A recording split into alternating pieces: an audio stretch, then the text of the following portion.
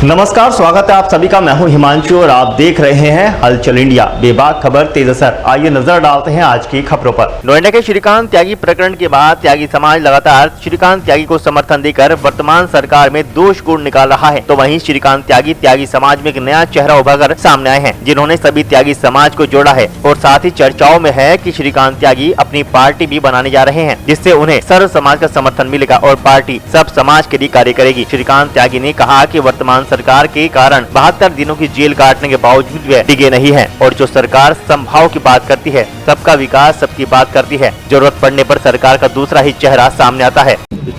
अभी हम लोग हैं जनपद सहारनपुर के नागल ब्लॉक के अंदर। यहाँ पर एक ऐसी शख्सियत है जिन्होंने पश्चिमी यूपी की राजनीति में हलचल मचाई और एक नई पार्टी को शायद लेकर आ रहे हैं, ऐसी खबरें भी सुर्खियों में हैं। हमारे बीच में है श्रीकांत त्यागी जी। क्या उद्देश्य है अभी जो यात्रा आपकी चल रही है?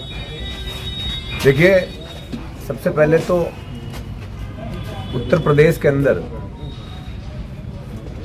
पिछले 2 दशकों में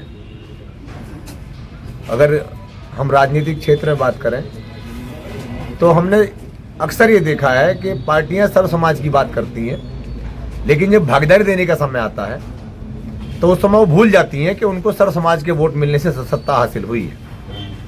आज अगर हम बात करें यदुवंशी यादव समाज की, तो भले ही अखिलेश यादव जी ये बात कहते हों कि उनकी पार्टी में सबका साथ, सबका विकास, सबका सम्मान है, जैसे भाजपा कहती आई है, लेकिन कहीं ना कहीं जब सरकार बनने के बाद में लाभान्वित होने का समय आता है तो ये कोई नहीं नकार सकता कि यादव जाति के विशेष लोगों को उसमें लाभ मिलता है।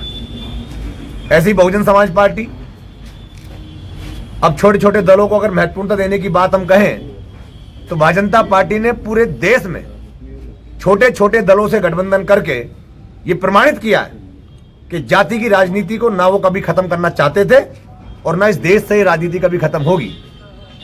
बड़े बड़े विद्वानों ने भी इसमें कहा है कि जो लोग अपने लोगों के नहीं होते वो पड़ोसी के बिल्कुल नहीं हो सकते, या फिर कहें जो भाई अपने भाई का नहीं हो सकता वो अपने दोस्तों का या अपने पड़ोसियों का बिल्कुल नहीं हो सकता। इसी क्रम में हमारे समाज ने बड़े पैमाने पर भारतीय जनता पार्टी को वोट देकर सत्ता हासिल कराई और आज देखने को ये मिल रहा है कि इस समाज का कोई हालचाल लेने वाला नहीं है।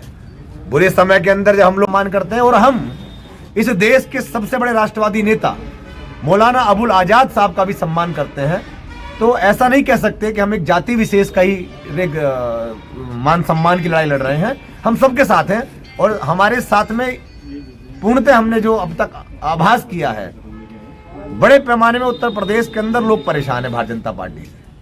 आप देखिए, पहले जब कभी कोई घटना घटित होती थी तो एक न्यायपालिका का बड़ा रोल होता था न्याय दिलाने के लिए। अब न्यायपालिकाएं गूंगी बहरी हो गई हैं और उन पर विश्वास करने वाले लोग आज प्रताड़ित हो रहे हैं। किसी भी न्यायपालिका में न्याय मांगने आप चले जाइए तो वो सरकार की तरफ देखती है।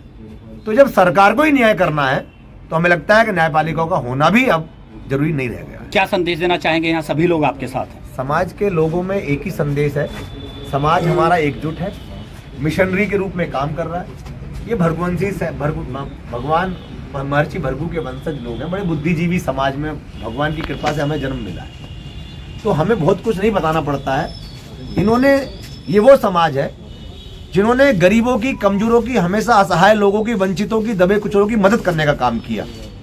आप प्रमाण के लिए जब किसी त्यागी बाहुल गांव में जाएंगे या भूमियार बाहुल गांव में जाएंगे तो आप देखिएगा एक एक परिवार से 10-10 परिवारों का रोजी रोटी चल रही है। वो किसान के रूप में भी लोगों को रोजगार दे रहे हैं, अपने घर के खेतों में, अपने परिवार में लोगों, उनकी महिलाओं को रोजगार दे रहे हैं। इसी वजह से हमारी वोटों का तो दुरुपयोग होता ही हुआ है। हमारे माध्यम से जो वोट अन्य दलों को मिलती आई हैं, जिसका हम समर्थन करते हैं, भाजपा करते रहे हैं, वो आज एहसानमंद नहीं है कि हमारी जमीनी मेहनत को वो लोग, हमारे खून पसीनों की मेहनत को वो लोग बेच कर खा गए और आज इस समाज का नाम लेने में उनको शर्म आती है। तो इसी के क्रम में आज हमारे लोग इकट्ठा हैं। 12.5% की आबादी त्यागी समाज की उत्तर प्रदेश के पश्चिम उत्तर प्रदेश में है। 7 करोड़ की आबादी पर 90 लाख की संख्या हमारी है।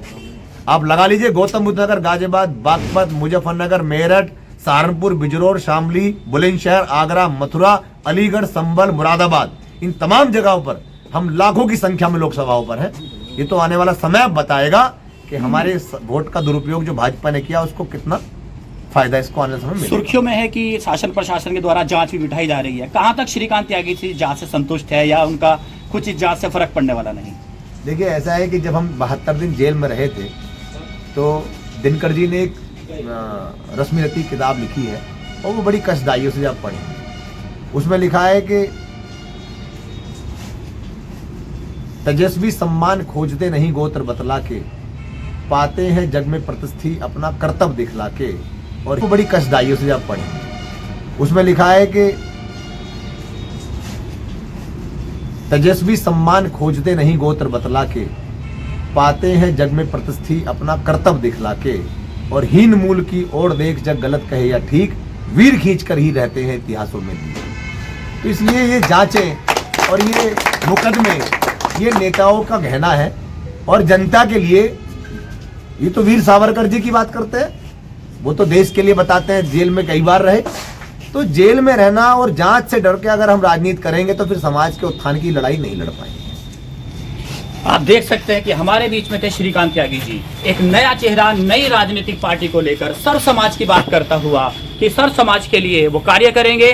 सरकार कोई भी हो, जो भी समाज के लिए सही काम करेगी उसी सरकार का वो साथ देंगे और अपने समाज को आगे की ओर ले जाएंगे। हलचल इंडिया से हेमंत अरोड़ा।